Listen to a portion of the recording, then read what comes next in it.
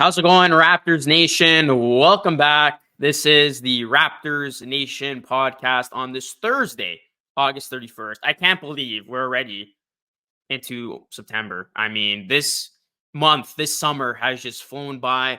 But hey, the bright side is I know summer's coming to an end, but at least sports are going to be back. The NFL starts next Thursday. MLB playoffs are coming. NHL season starting in October. And then, of course, the good stuff. The NBA season will be back in no time. So I am looking forward to sports season once again being on the horizon. In today's show, we're going to be talking about the Raptors' best case scenario, in my opinion, for the season. We'll be taking a look at the latest Giannis rumors that have emerged after some recent comments he made. We're going to be taking a look at Dennis Schroeder's impact. And then also, Team Canada has arrived. Yes, Team Canada has been doing a great job at the FIBA Basketball World Cup, and we're going to talk about it. Before we dive right into today's show, please do me a solid, hit a like on the video. If you are watching this on YouTube, it helps a ton. And if you are listening to this on Apple, iTunes, or Spotify, be sure to leave us a 5-star review. It does help it immensely. And of course, keep it locked and loaded to Raptors Nation for all things Raptors. We got you covered this season. Okay, so I'm first going to begin here by talking about the best case scenario for the Toronto Raptors this season. So I did a video on my personal channel, Luca Rosano, the other day, and I basically put every single Eastern Conference team in tiers. So for the Raptors, I do have them in tier 3. Just to quickly run down, I have let's see if I can remember this at the top of my head. In tier 1, I have the Boston Celtics and the Milwaukee Bucks. I think these are the two best teams in the Eastern Conference. In tier 2, I have the Miami Heat. They could be tier 1 if they trade for Dame. The Philadelphia 76ers, the Cleveland Cavaliers, the New York Knicks, the Atlanta Hawks. I don't think I'm forgetting about anybody. So that's tier 2. And then tier 3, that's where I have the Raptors. So I have the Raptors in a tier with the Nets, Bulls, Pacers, and Magic. And actually, ESPN, they put out their predictions for the Eastern Conference standings for the season, and they have the Raptors finishing 12th at 36 and 46. So I do have the Raptors in tier 3. I think the Eastern Conference part of me is going to be extremely tough. I think teams that were below the Raptors a year ago, like the Pacers, like the Magic, they're due for a leap. I don't think you could sleep on the Brooklyn Nets. Yes, they did win a lot of games with Kevin Durant and Kyrie last season, and they faltered a bit once those guys were traded, but they still got a lot of talent, young talent on that team. Mikal Bridges looks like he can emerge as that team's go-to guy and really potentially be a superstar. Ben Simmons has been looking good in the offseason. I know for him, it's one of those things you got to see it to believe it. But the Nets, they do have a lot of good young pieces. I'm a big fan of Vaughn. I think the Nets won't be a team that just simply falls over. They'll be a part of that playing picture, I think. And then the Chicago Bulls, yes, the Bulls have been disappointing, but they are still a team that does have talent. When you talk about Zach LaVine, DeMar DeRozan, I think the biggest thing for that team is if they can stay healthy. And then, yeah, like I said, the Pacers and the Magic, two teams that were out of the play-in last season that have very bright futures, but also their current situation looks pretty good as well. Indiana, led by Halliburton. They, of course, got Bruce Brown as their big pickup this offseason. They could be looking to take the next step. And then Orlando, I really love what they're building over there. I love their two pillars, Banchero and Wagner. I think that is one of the most underrated young duos in the league. And when you take a look at a guy like Banchero, I really think he can establish himself as a superstar in the NBA. So where does that leave the Raptors?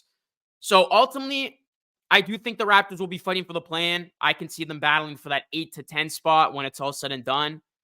And I do think it's going to be a grind. There's going to be a lot of things that need to go right for this team. They're going to have to see personal development go their way. Guys like Scotty Barnes, Gary Trent Jr., OG Anunoby have to take a next step, especially Scotty Barnes. I mean, he is the key, in my opinion, for this whole thing working. Because if Scotty Barnes takes that massive third-year leap, the one that we were all waiting for last season that just never came, while he coexists with a Pascal Siakam who plays at an all-NBA level, I think the Raptors would then exceed expectations. But again, a lot of ifs. That needs to happen. Other guys need to step up. Can the bench be good? Bench does look promising on paper, but will that translate? How will the lineups work? Will the offense flow? Will Darko get the most out of this group?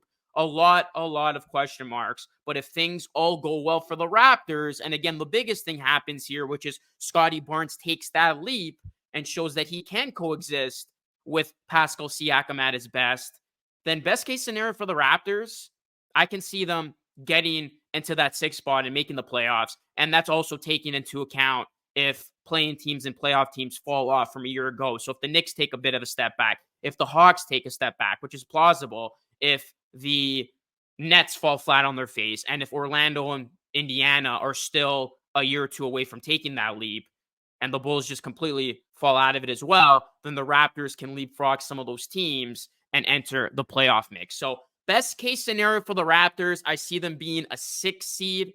Again, if all goes well for them and some of the other teams take a step back, and then a more realistic expectation for this team is that, yeah, some of these playoff teams from a season ago are not going to fall back. Maybe some teams like the Pacers, the Magic do step forward, and the Raptors are a part of that play-in mix, battling for a play-in spot. That is what I would put my money on if the season started today.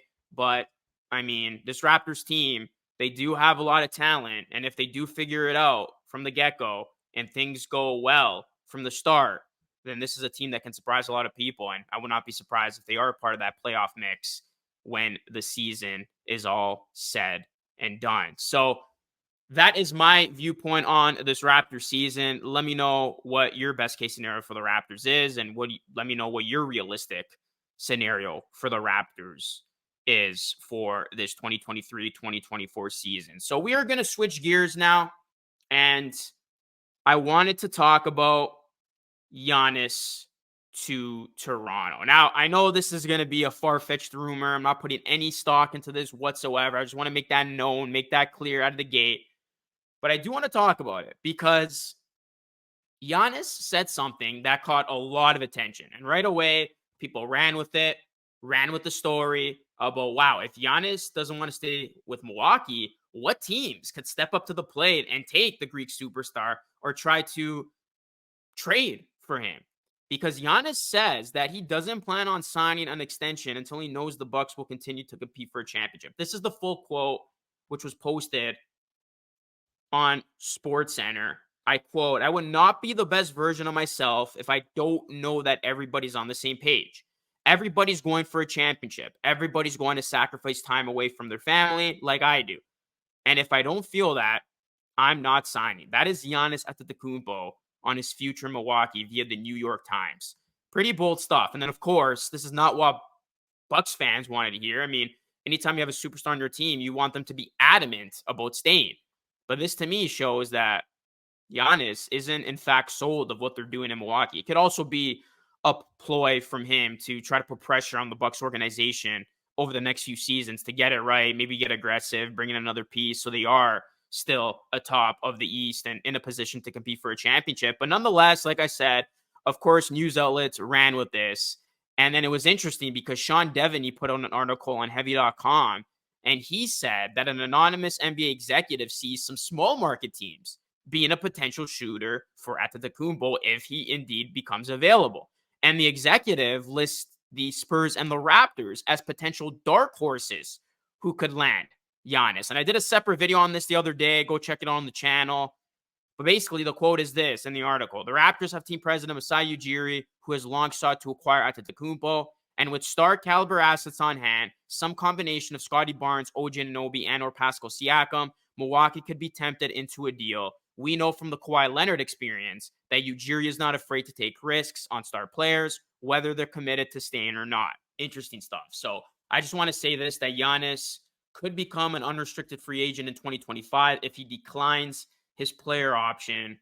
So until then, the only way Giannis would go elsewhere is if a team stepped up to the plate and traded for him. So let's take a look at the very, very hypothetical of the Raptors potentially going for Giannis Antetokounmpo. I mean, this isn't the first time the Raptors have been linked to Antetokounmpo. Of course, there is a long history between he and Masai Ujiri. Masai tried to trade up to draft Antetokounmpo back in 2013, didn't pan out. And also, Masai helped get Giannis the Greek citizenship he needed to jumpstart his career. So there is a bond there between the two off the court.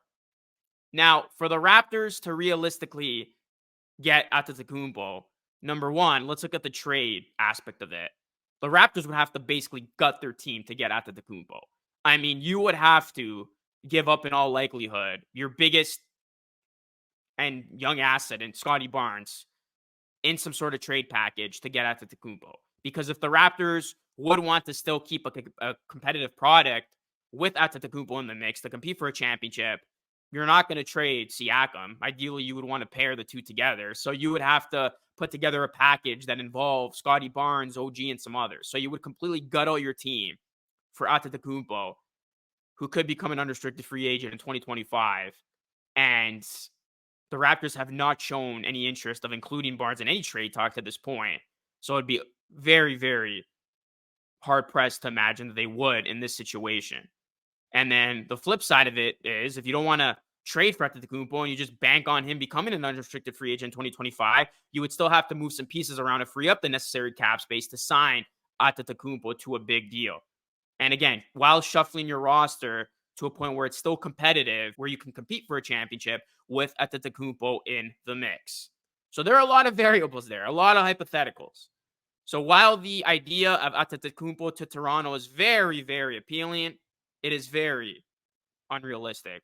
All right, that's enough of the Giannis talk. Let's get into some Dennis Schroeder talk, and his impact for Team Germany has been impressive.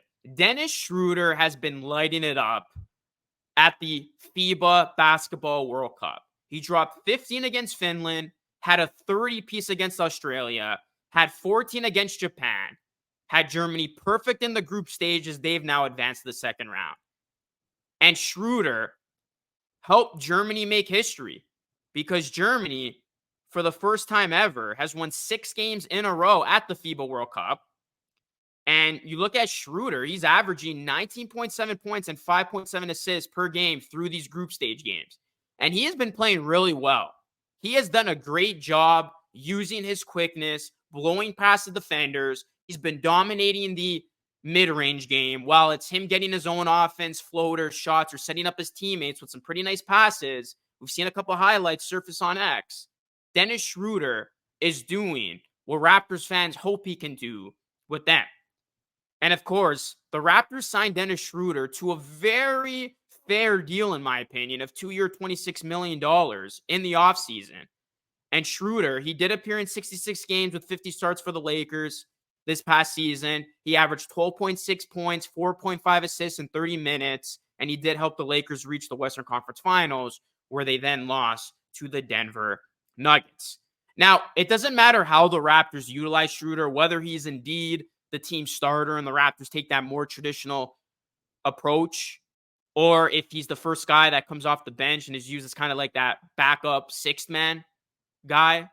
I think Dennis Schroeder is going to run away with his opportunity in Toronto. And I think we're going to look back at this Schroeder deal for 2-year, $26 million and say this was an absolute steal. Because, listen, I'm not saying Schroeder is a Van Vliet, but Schroeder has a chance to do a lot of the things Van Vliet did on a much cheaper contract. Obviously, the defense is in there. The shooting level is in there. But if Schroeder can still get his offense and display this good passing ability, that's going to be a huge pickup when we look back at this. And I think Schroeder is going to thrive in Toronto because he's excited to be here. You know, he already thinks and anointed himself the team starting point guard. I think he added in his X bio. And this is a big opportunity for him because he has a chance to shine on a Raptors team that everybody's not talking about, everybody's writing off. And he has a chance to be in a position where he can play with some good talent, guys like Siakam, guys like Barnes, guys like OG. And he can be creative under a head coach like Darko Rajakovic. So I know the FIBA competition level is nowhere near the NBA competition level. But if Dennis Schroeder can translate the game we've seen while he's been playing for Germany to the NBA level with the Toronto Raptors, Raptors fans are going to instantly fall in love with Schroeder's game. And I've always been a fan of Schroeder's game. I know he's kind of had a couple of stops during his career, but he's always been that reliable, serviceable guard that you can bring into a game and he will immediately impact it. So it doesn't matter if Schroeder starts or comes from off the bench.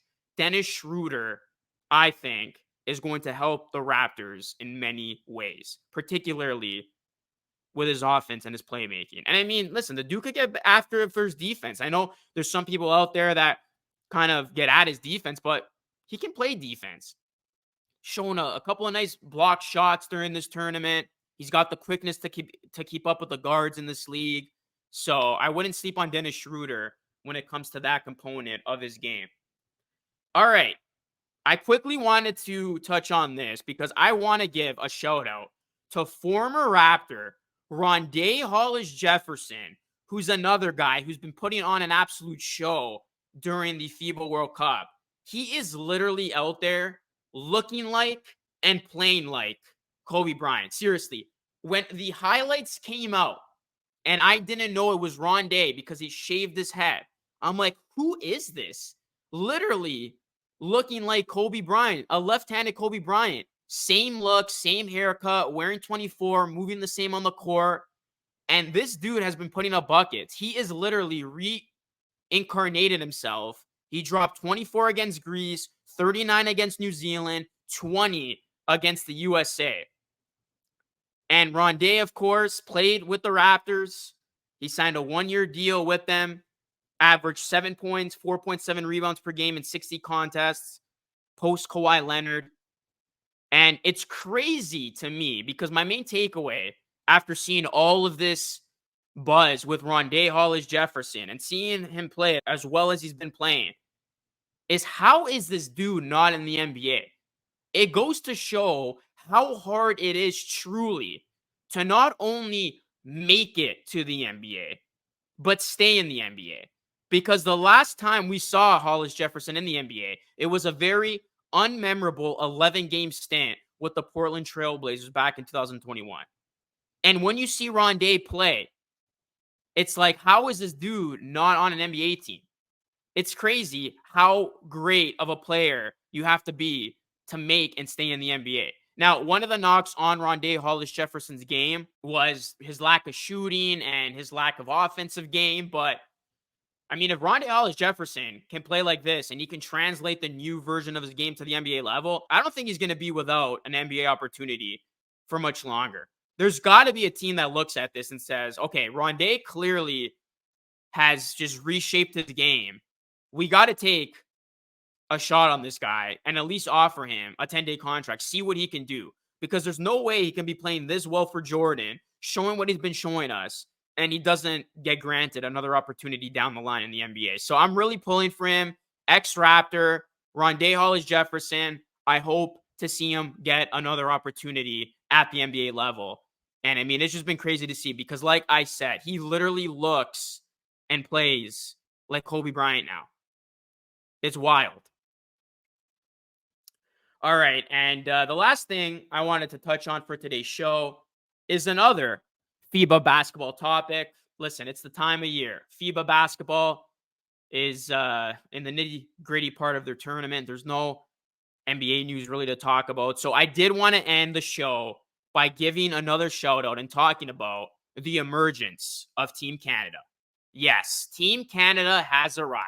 It feels like we've been waiting as Canadians for so long for this day where Team Canada looks the part and is one of the best countries in the world playing basketball. And Team Canada has been advertised so far in this tournament. They finished off Group H with a perfect 3-0 record, and now they will take on Brazil on Friday at 9:30 a.m. Eastern, and then Spain on Sunday at 9:30 a.m. Eastern in the second round. Canada has not only been winning these games, but they've looked really impressive. They absolutely routed France in the opening game. And you look at Team Canada, they ran through group play that saw them finish with the best point differential in the field at plus 11.1. And they have proven that they can be a legitimate threat to winning the championship. I saw a ranking the other day, and Canada has the second best chance of winning the championship just behind the United States. It's crazy that Canada has now bridged that gap between them and the United States, and they're right there. And you look at what's been going right for them. Shai Gilgeous-Alexander, the country's anchor. the team superstar. He gives them a shot because of how great he is on offense. And then he's surrounded by other NBA players in the starting lineup. And then you look at a guy like RJ Barrett. He's been playing well. Dylan Brooks, Lou Dort with their defense. You got Olynyk, Dwight Powell. When was the last time you saw a Canada roster with this much NBA talent? And this is even without Jamal Murray, who withdrew right before this thing started. And you got to give a lot of credit to head coach Jordi Fernandez, who is doing all the right things right now and getting the most out of this group. Jordi Fernandez, sooner rather than later, is going to get a head coaching position in the NBA. And it's interesting because he was reportedly one of the finalists for the Raptors head coaching job. But Canada has all the ingredients to actually surprise the world and win this entire thing. So look out for this Canadian national team to continue to turn heads, continue to carry this momentum into round 2. And I mean, if some way, somehow, we are set up with a Canada-USA showdown down the line in this FIBA tournament, man, that's going to be special. Because Canadians have been longing for the moment where they are one of the top forces in the FIBA basketball world. And they are, in fact, here. They have, in fact, arrived. So I just wanted to give Canada some credit here and mention them on this Raptors podcast. Because, listen, if you're a Raptors fan, most likely you're in Canada and you want to see this Canadian national team do big things. So with that being said, that will conclude today's show. Please let me know what your thoughts are on the topics discussed today. Leave your comments down below. Hit a like on this video if you are watching on YouTube. And again, please leave a 5-star rating on this podcast wherever you're listening to this podcast. It does help a ton. That is it for me. As always, thank you so much for watching and listening. This is Luca signing off. And until next time, stay safe.